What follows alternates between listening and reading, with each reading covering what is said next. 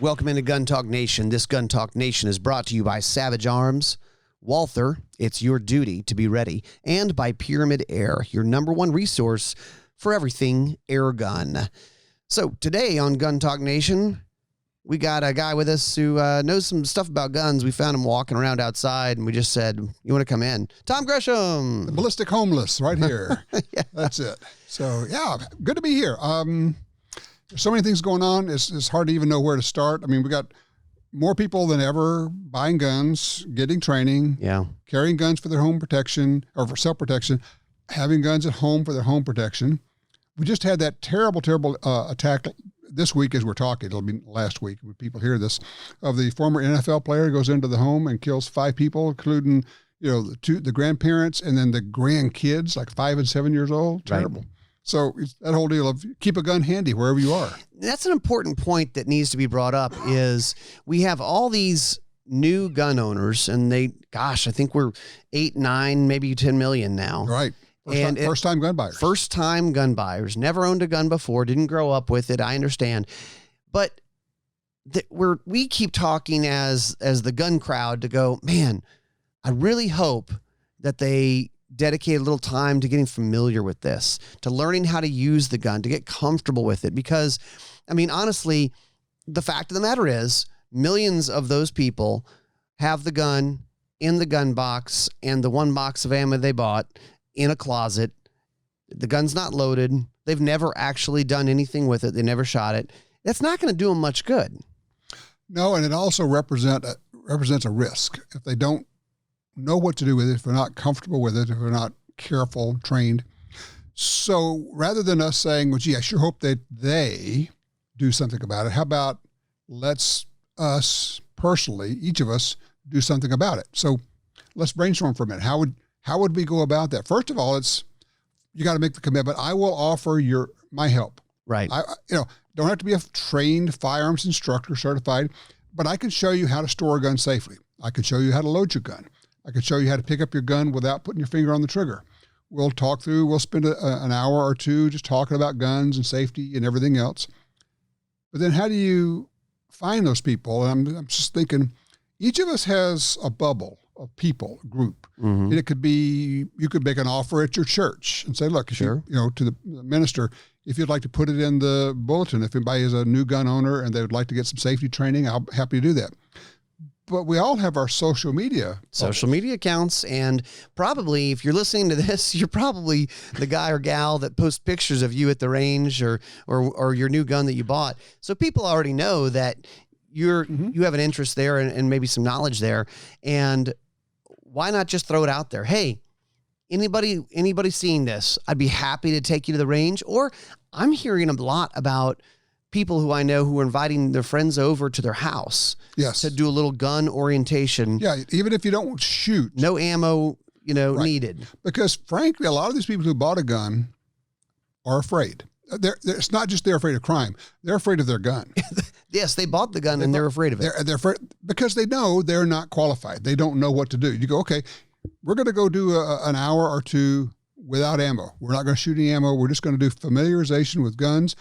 And we'll just kind of do random free-form question and answer. What do you want to know stuff? Right. Absolutely. There's so much you can do with that. I mean, even just come over, bring your gun, bring no ammo with you, and let's talk about. When they bring it over, check. And then you double check. You check and make sure it's unloaded. Absolutely. Yep. Maybe have some dummy rounds. Oh, good idea. That would be nice. Good idea. Show them how to load the magazine. Show them how to load the gun. Because there is kind of a right way and a wrong way to just simply load the gun. And there are easy ways and hard ways. Yeah. If you will. It's just like, okay, there are ways to grab a slide that make it easy to rack it. And if you try to slingshot it, for a lot of people, they don't have the physical strength to just pinch the back of the slide. But if you wrap your hand over the top of the slide, you do a push-pull deal, bring it in close to your chest. Along with that, you can kind of point out to them the whole muzzle awareness. And if you bring a handgun into your chest to rack the slide, typically you end up turning it at a 90-degree angle. Yeah, sideways. And so it's pointing, if you're right-handed, point to your left. Well, now it's maybe pointed at somebody. So you just have them turn around and point their body. Just little things like that we picked up automatically, right? Keeping your fingers straight. Just the safety stuff, and then also teaching them grip. teaching them trigger control. All that can be done in your living room. Also, remember, they are full of nonsense. They're full of the myths and the misinformation that a lot of us have gotten over through the years, but you kind of forget. Things like, okay, well, when can I shoot somebody? Well, that's not really the question. The question should be, in what situation must I? And then what can I do? But it's like people say, well, if he's breaking into my car, if it were me, I would just let him break into my car. If I'm not in the car. Right.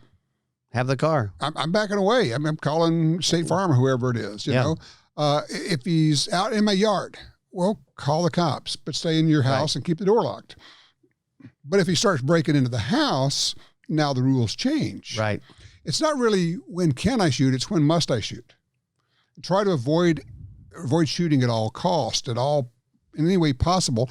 And that's part of that thing, that gift you can give people of readjusting the mindset. Yes. And also there's a lot of information online, and the problem is you don't know which information is good information. I guess it's a sales pitch, but I guess it's also because I trust our information. If you go to guntalk.com, invite them to go there. Check it out. There's articles, there's videos. You can go to guntalktv.com. All our videos. I mean, it's like we spend a lot of effort to work with people who know what they're doing. I mean, the people we worked with, former cops, former Sky Marshals, former Delta, former, cops, Border Patrol, on and on. Have taught thousands of people how to shoot. And they're good teachers too. Well, that's it. That's the other part, is that you can have that experience but still not know how to teach, which is a different skill set. Right. Absolutely.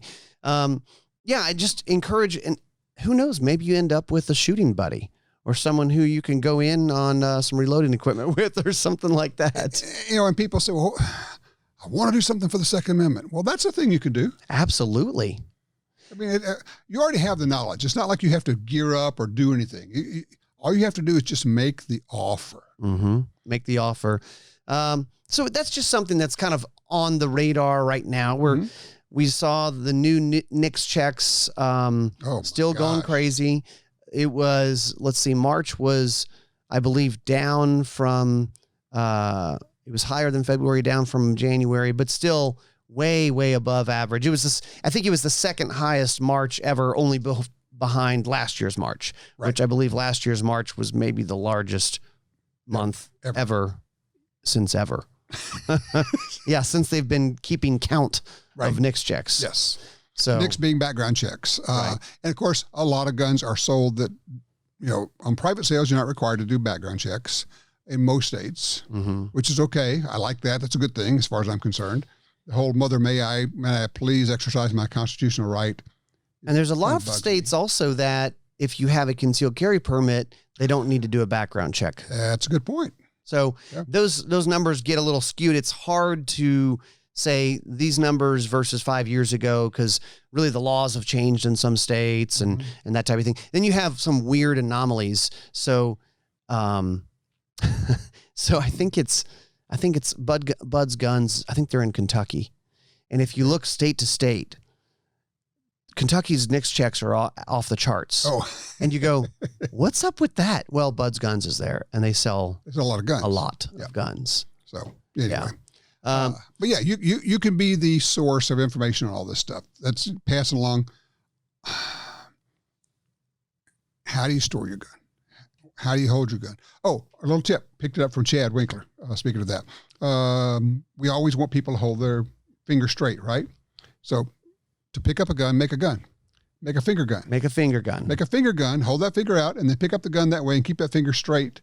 And you'll always have your finger straight along the side of the gun. You went, oh, that's smart. Easy. Yeah. And everybody can remember that. And because if you bring your friends over who've never owned a gun, I guarantee they are going to put their finger on the trigger when they pick up the gun. Yep.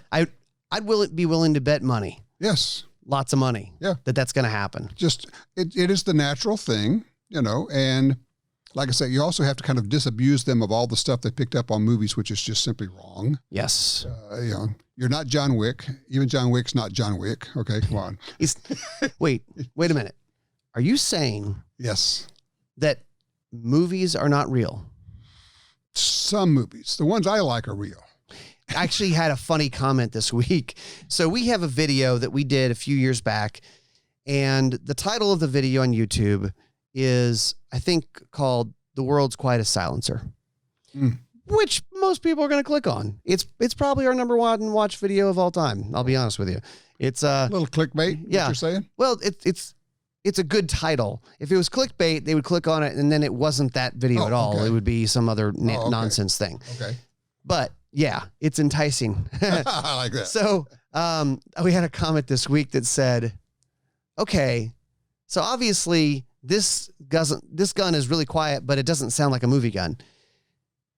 Where did the movie gun silencer sound come from? Who chose somebody who made it this up. sound? And then all the movies are going pew, pew, Right. pew, pew, pew. And, oh, by the way, no gun ever sounded like that. It never did. No. Yeah. Some guy, a Foley artist, which you can look that up, the guy who makes the sound things, decided that this would be the sound of a silenced gun. You just made me think of it. So it was probably that guy on the old radio broadcast that made all the sounds. Here. Yeah. Hey, who just walked in the studio? Oh, yeah. He's got the coconut shells for the horse. Clop, clop, clop, clop. Yes. That's the Foley artist. Yeah. That's the person that does that. It's the first Foley artist that decided to make a silencer sound, and it's been that probably just from now on. It was standard. Okay, that's copied. Oh, that's what it sounds like. Cool. That's because nobody else knew. But it is true because they go, silencer. Oh, my gosh. Well, you listen to a silencer, and you go, well, that's not real quiet. No. Then you go, not. wait a minute, I just spent $1,000 and $200 tax stamp.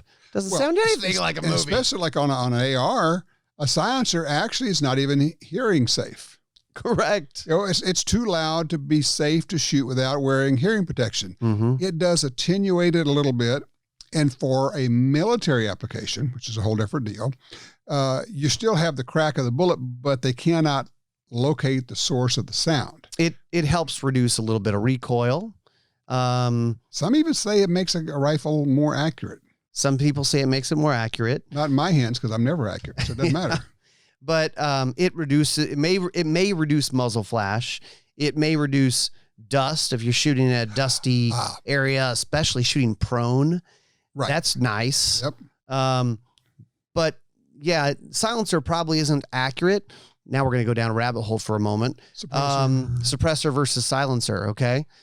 I like muffler. Some of the folks who work in silencer industry, silencer companies, are very adamant that it should still be called a silencer. Because Hiram Maxim called it that when he invented it. Back in the, I'm going to mess it up, 20s, 30s? Late 1800s? 1800s? I don't know. Early 1900s, something. I don't know. You don't even know that, Ryan? No, I don't. Come on, write in. Tell me. I don't know. I'm sorry. Okay. I don't know everything. You should know everything.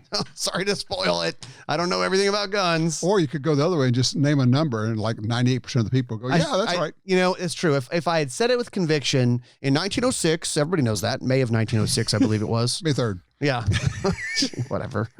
But yeah, they'll maintain the I want to call it a silencer because my Hiram Maxim called it that. That's cool. You can do that. Suppressor is probably more accurate. Noise suppressor is probably just a little political it trickery. helps politically because you're saying we're helping to cut down on noise. Muffler. Nobody likes noise. I mean, none of us. Noise is a negative. Noise is a negative. Exactly right. Yeah, absolutely. So there's all of that going on. Noise reduction. Oh, I just saw, speaking of political stuff, but we should dive into this too. There was some. Wait. But there was another one. There's a new one. We're going to stay on that same thing. Hold on. Got to find this because it would just happened this week. There it is. All right. Because a lot of neighborhoods try to shut down shooting ranges because of noise. The other thing that happens is anti-gun groups anti-hunting groups try to get hunting shut down by saying that it's environmentally insensitive or doesn't work because we're shooting lead bullets, right? Right. So this week, 2 weeks ago, April 1st, a federal judge in Arizona held that hunters' use of traditional ammo does not violate federal environmental law. Really? Strong stuff. Yeah, because there are entire states where you are required to have lead-free, which is really expensive and in most cases unnecessary. Right. And in the case of shot shells, it gets to be a real pain in the rear. You know, so I mean, certainly there are a lot of really good lead-free bullets for hunting. Sure. Barnes and other companies have those. But I was glad to see that. That was just a little tidbit out of the news I grabbed. That's cool. Yep. Hey, Gun Talk Nation is brought to you by Savage Arms. This year, Savage Arms introduced the Impulse straight pull bolt-action rifle, offering lightning fast speed and exceptional accuracy in 3 different models: Hog Hunter, Big Game, and Predator. Straight pull bolt allows a faster follow-up shots, quicker target reacquisition for instinctive, repeatable accuracy. Also, side note, you can actually switch the bolt to the other side if you're a lefty, which is pretty cool. Find out more at savagearms.com. And by Walther, the performance duty pistol by Walther's latest I can't even talk anymore, is Walther's latest defensive handgun. Optics ready, optimized for red dots with super terrain serrations and grip texture, plus a step chamber for pushing higher velocities. The PDP is available in full size and compact versions. 3 different slide lengths. It's your duty to be ready. Find out more at waltherarms.com. Gun Talk Nation is also brought to you by Pyramyd Air, your #1 resource for everything air gun. And honestly, every time I go there, I find myself saying the same words. Oh my gosh, that's so cool. Oh my gosh, that's so cool. Air guns, they just are a little different. They have different technology. Air rifles, pistols, BB guns, pellet guns, airsoft, and everything you need to run them. You can find your new air gun for airsoft, pyramydair.com. Also, use Gun Talk Nation at checkout to receive $10 off any $50 purchase. Just enter the code GunTalkNation, all squished together, Gun Talk Nation, at checkout for $10 off your $50 purchase. I think we ought to talk about what El Presidente Biden is wanting to do and kind of the updates for everybody on that side of things. I know that you're talking about it on the radio show, but we can kind of maybe take a moment to get into that a little bit too. Yesterday, as we're speaking on Friday, Thursday, Biden came out with his gun control proposals, making good on his promises. He made promises to the gun control lobby, the gun ban lobby, and they supported him in his election. They helped get him elected, no doubt about it. And they now have been, and you made the point, they've been getting kind of antsy, like, okay, are you going to do something? Are you going to do something? So finally he came out. The problem is, I'm not sure he studied anything, but his people studied it, and they said, actually, Mr. President, there's not a lot you can do here. Right. You can't ban any guns or anything by executive order. So there are a few things. So what he's done is he said, okay, I'm going to have the Justice Department look at basically banning shoulder braces, banning 90% or 80% receivers, which is, along with that, it's a ban on making your own gun. Right. Which has been legal for 250 years in the United States. You can make your own guns. That's legal. Those 2 things are actually things that he could direct the ATF, not the AFT, the ATF, he called it the AFT, to do, which, just a sidebar here, okay? If he was like maybe like a Donald Trump, like had never been a politician, never been in D.C., and he messes up the name of one of the big agencies, I would be like, well, Donald, he's not a politician. He hasn't been there for 40 years. Biden's been there for 40 years. He's been the king of gun bans. Yeah. He was the architect of the 1994 Clinton gun ban. How do you mess up that? AFT, come on. ATF. The guy's suffering from dementia. We can all say it. We all know it. It's okay to say it out. The man is suffering from dementia. Okay. He's not making these decisions. I mean, once this starts happening, he's 79. Is that right? 78, 79? Yeah. I don't see how we go 4 years with this. Well, that's the whole plan. I mean, that's the plan. So one of the things he did was I know. He named his selection for head of the ATF or AFT. AFT. Whatever. Alcohol, firearms, tobacco. There you go. David Chipman, former special agent at ATF. But when you look at what he did, he was like in charge of Branch Davidian. So he was, I remember seeing some stuff. He was there. In his view, David Chipman's view, and you read some of the stuff he's written, when he hears the term responsible gun owner, what he sees is murderous cult group. Yeah. He thinks of us responsible gun owners as murderous cult types with guns. So He's literally a lobbyist. I was going to say, what has Chipman been doing for the last several years? He's been working for the gun ban industry.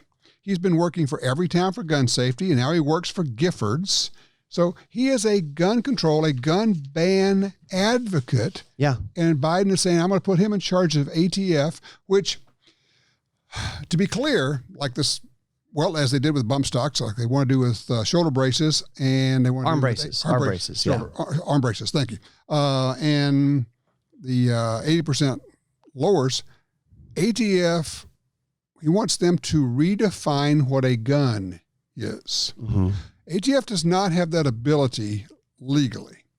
Now, they did it with bump stocks.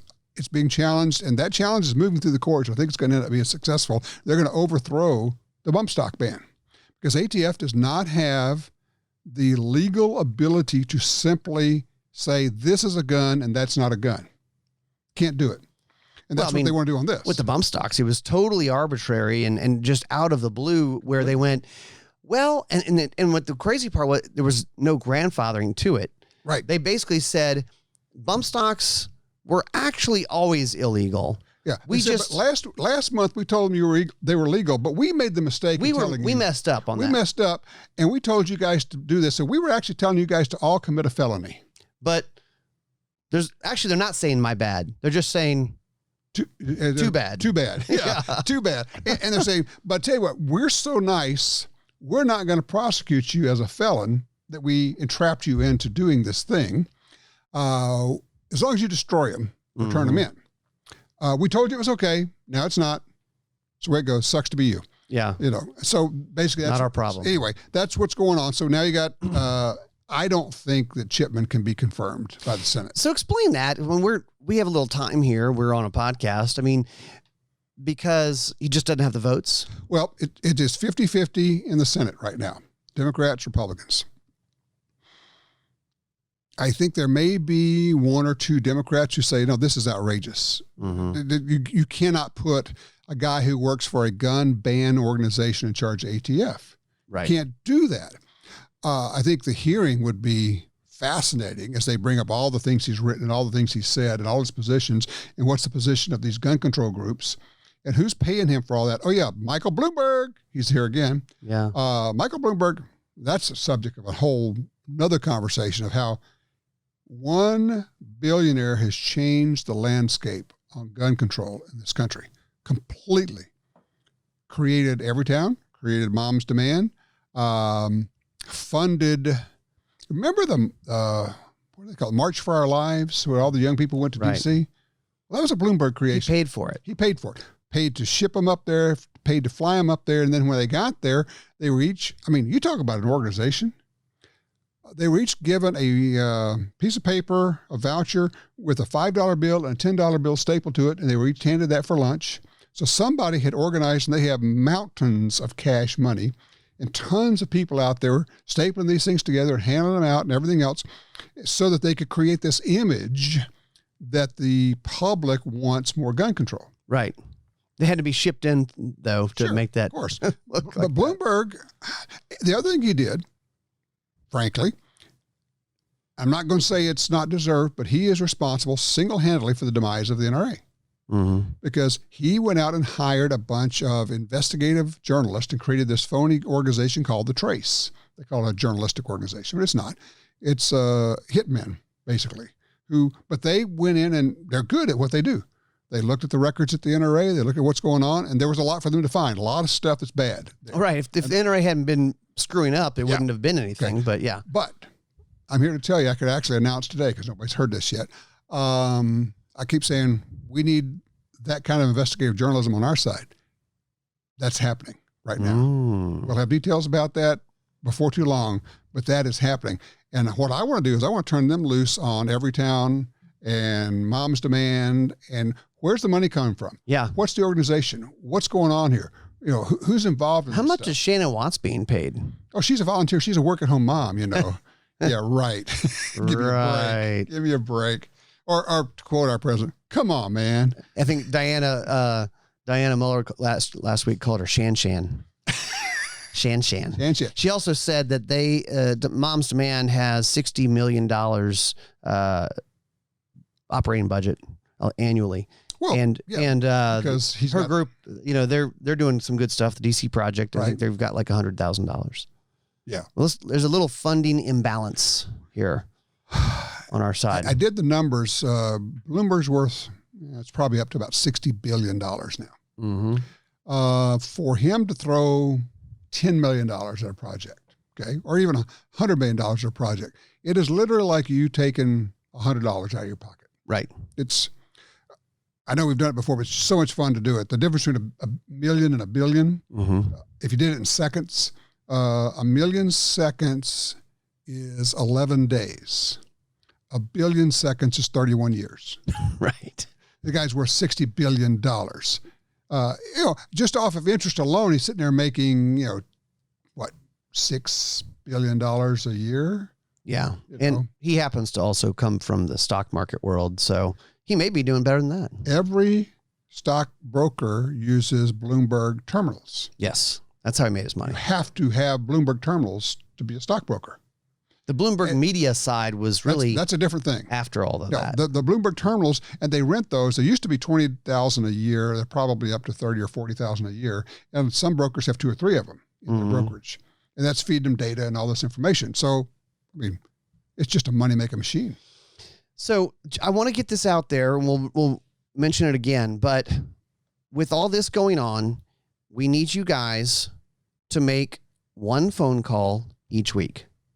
Is that fair? One phone call each week. It may take you 3 calls. It may take a couple calls. But it's like 2 or 3 minutes. Okay. No more than 3 minutes to do the whole thing. All you have to do is call the Capitol switchboard, and I'm going to give you the number.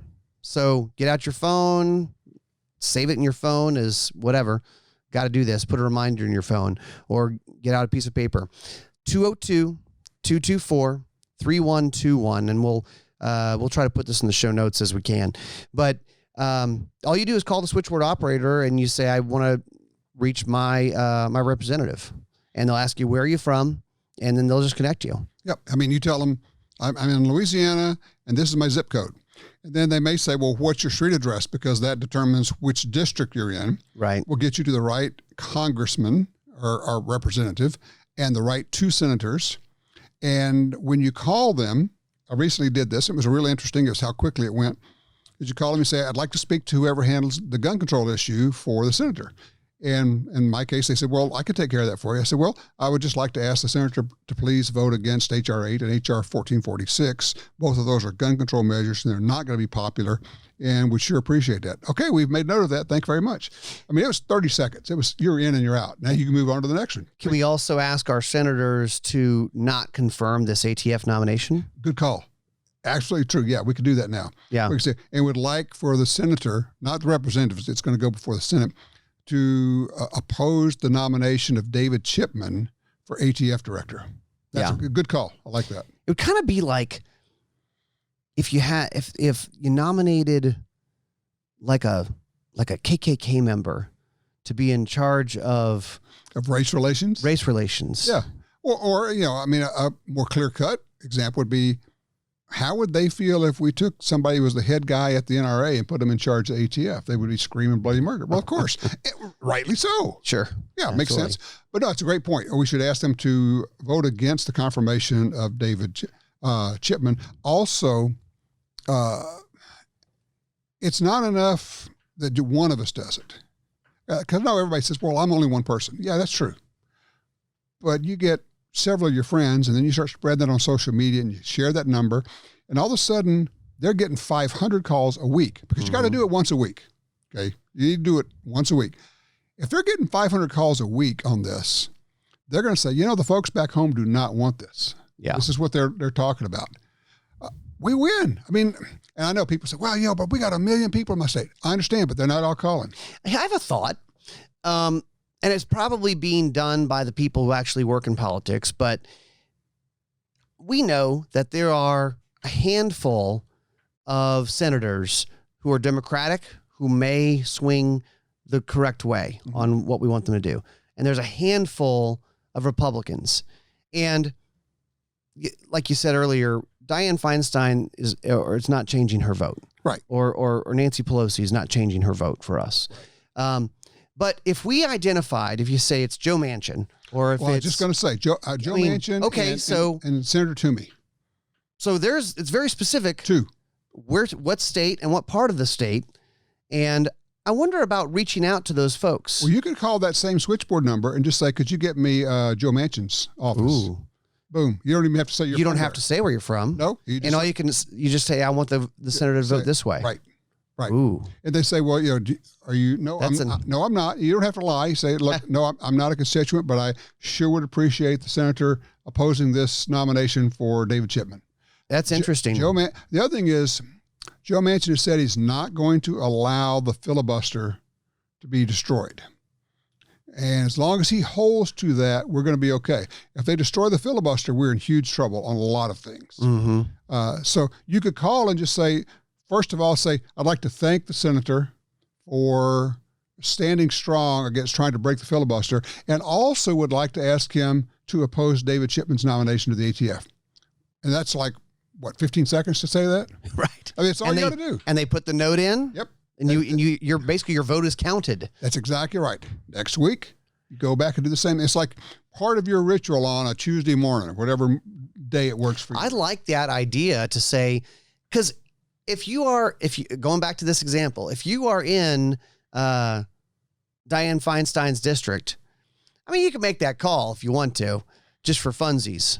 But you may go, I might be able to get more done when in these other districts that I can actually, my vote will be counted there. And it's possible that the staff member may not even ask where you're from. They may just go, okay, thank you for calling. And now it's counted. And even if they do ask, you could say, I'm not from the state, I'm not from the district, but I just wanted to thank the senator for holding strong and protecting the filibuster. And also, if you would, to oppose the David Chipman nomination for ATF. Yeah. That's just a thought. That's a good idea. Worth looking into. You guys can really make a difference. And it's amazing. We have had this over the years where they will actually respond to this stuff. Mm-hmm. I think about the one locally where maybe there were some radio ads run for a particular politician in our state. Maybe one of us paid to get some ads run on a radio station, and we targeted a particular politician. It's hilarious. And, the radio ad said call Senator so-and-so. Senator so-and-so's office. And let him know. He said, basically, here's what it said. It's like, Senator so-and-so favors gun control. Do you favor gun control? If you don't agree with Senator so-and-so, you may want to give him a call at such and such and such a number. And we gave the number. Yeah. He called me that night. the day the ads started running. The day they started running. And he simply said, turn it off. What do you want? Make it stop. And, wasn't threatening. It's just, I just asked people, if you don't agree with the senator, you may want to give him a call and let him know, because he's favoring gun control right now. Right. And then put a fine point on it. This wasn't my idea. We got smarter people than me around here. We made sure that a copy of that ad went to every other representative in the legislature and said, this is what we just did to one person who double-crossed us. We'll do this to anyone who double-crosses us. And just a little background, I used to work in local radio and local advertising. It actually doesn't take that much money. It's cheap. You would be surprised. It's really, particularly if it's like a smallish area. You get a few buddies to go in. I mean, let me tell you, for $500, you can make a heck of a buy. You're only buying it for a week, right? Yeah, you just a very, very short time frame. What do you call it? Run of station? Run of station, $500. Your friends go in and you all go, dude, I'll throw in $100. This is worth it. And let me tell you, when you call, and you are an ad sales guy. Mm-hmm. When you call the local ad sales guy and say, I got $500 I want to put on this, he's going, shoo, yeah. You got any money? We're all over that. Can I see it? Our buddy Warren back in Birmingham, that was his deal. We will take credit cards. That's right. He says, but it just doesn't take a lot to have an impact. Or billboards, if you want to do that. Well, that's possible. We did that to get Shanine Allen out of jail in New Jersey. When she got thrown in jail. A single mother from Pennsylvania goes into New Jersey with a concealed carry permit, thought it was good in New Jersey, wasn't. Traffic stop. She thought she was doing the right thing and told the officer, well, I'm carrying my gun today. I got my permit. She goes to jail. They're going to put her in jail for 20 years. They're going to try to. So we put a picture of her and her kids up on a bulletin board like a block away from the prosecuting attorney's office and said, so-and-so prosecutor wants to put her in jail. Call this number and ask him why. Right. There's an old saying in politics that when they feel the heat, they see the light. Yes. And also with the ATF putting out the request for comment recently, and I cannot remember what how many comments they got, but I want to say it was 80,000 comments in a matter of a week on, oh gosh, what was it? You guys listening will tell me, yeah, this is just a couple months ago. ATF put out a request for comment on. That was on, was it on the 80% or something? I don't remember. They shut down. I'll remember in a second. Go ahead, keep talking. But, in a week they went, you know what? Never mind. They're floating the idea up there to kind of see how many people would pay attention. And so, yeah, a lot of stuff you can do. And it's kind of fun. Well, I haven't even told you this. I just learned about this late last night. All those comments that they took in on that they then shut off the comments, those are going to get counted the next time they open that same by a settlement in a lawsuit. Oh, gotcha. Those are going to be required to be counted. All of our gun guy comments that they said, oh my gosh, this is not going the way we want to. Somebody lost a lawsuit somewhere or settled one, and those are going to end up being included in the next go round. Wow. Just saying. Very cool. That's super cool. Well, we've run all over the place. You guys. That's us. We're all over the place. That's it. You guys go do your thing. Go call the Capitol switchboard number 202-224-3121 and just let them know what you think. Let them know how you want them to oppose the nomination of Chipman for ATF or AFT, if you're talking to Biden.